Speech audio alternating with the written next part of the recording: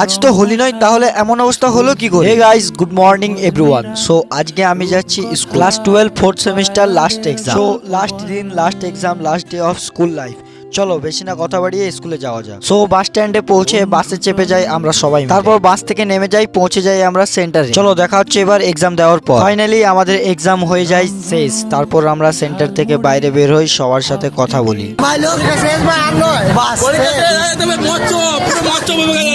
যেহেতু এক্সাম শেষ, তাই বন্ধুরা রং লাগিয়ে দেয়, সবাই মিলে একে অপরকে রং দেয়, রং মাখামাখি, হোলি খেলাখেলি করে। তারপর আমি দেখি চারিদিক একটা খুশি খুশি ভাব থাকলেও কোথাও একটা মন খারাপ, দুঃখ মনের ভিতর কাজ করছে।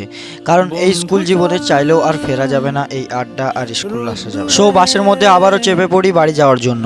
তারপর আমাদের এই বন্ধুর সাথে খুব খারাপ হয়, তাকে রং লাগাবো বলে তাকে পেন্ট রং লাগিয়ে দেওয়া হয়। সো এইভাবে হয়ে যায় আমাদের স্কুল জীবন শেষ। আজকের দিনটি এমনই গেল। দেখা হচ্ছে পরের ভিডিওতে, ততক্ষণ যেন tata, bye bye, good night.